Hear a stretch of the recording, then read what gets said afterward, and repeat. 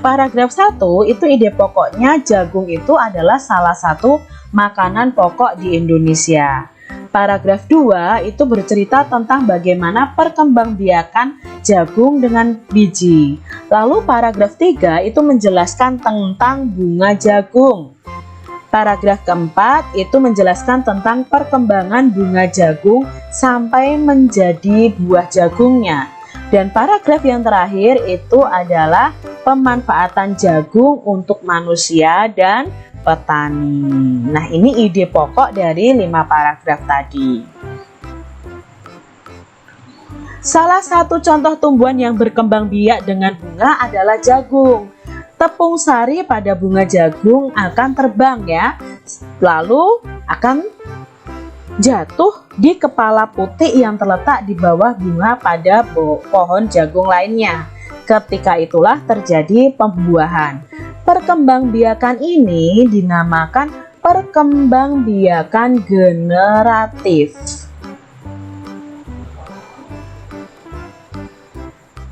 Tahukah kamu proses perkembangbiakan generatif? Nah, ini adalah bagian-bagian dari bunga.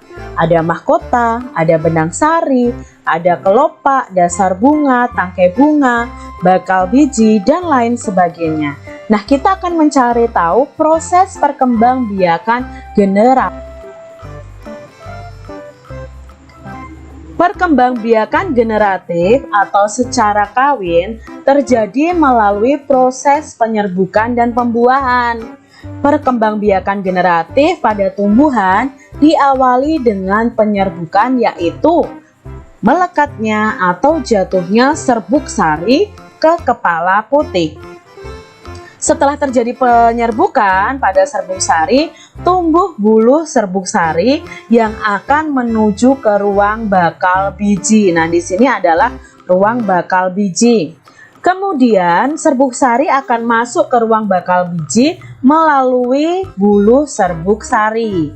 Di dalam ruang bakal biji terjadi pembuahan, yaitu peleburan antara serbuk sari. Serbuk sari itu sel kelamin jantan atau spermatozoid dengan kepala putik atau sel kelamin betina atau sel telur.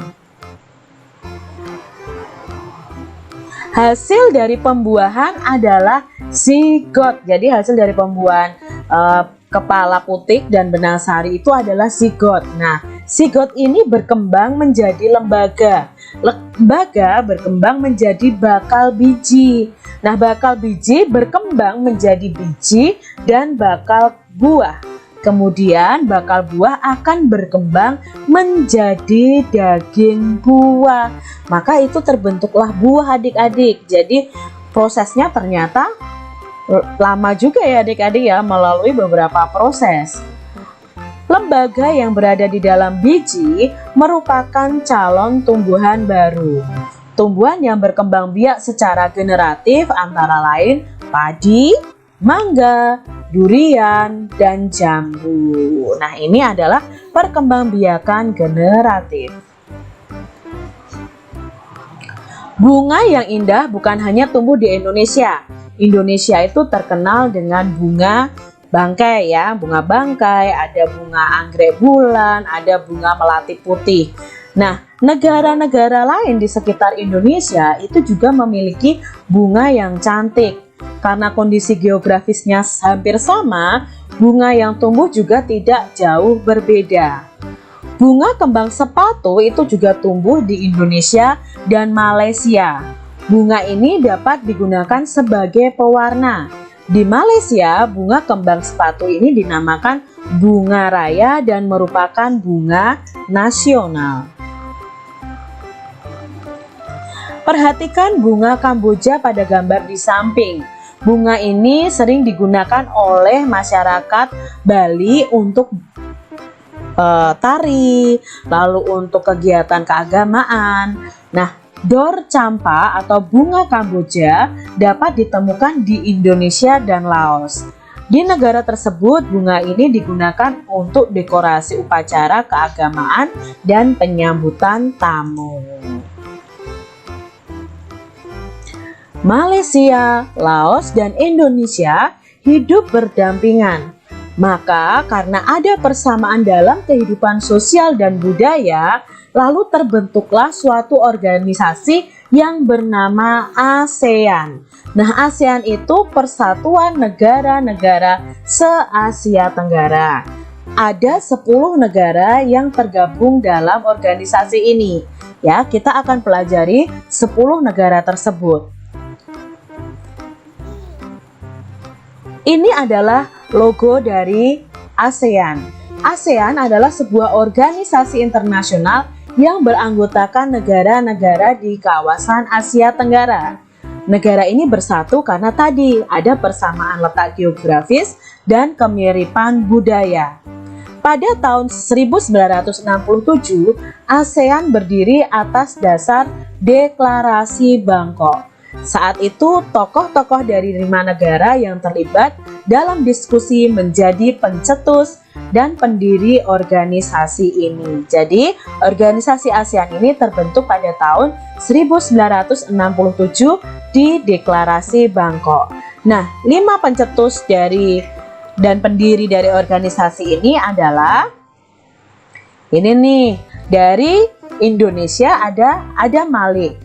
Lalu dari Filipina ada Narcisco Ramos, ada Tun Abdul Razak dari Malaysia, ada S. Rajaratnam dari Singapura, dan ada Tanat Khoman dari Thailand. Ini adalah pencetus berdirinya ASEAN. ASEAN harus dapat memberikan manfaat bagi semua anggotanya.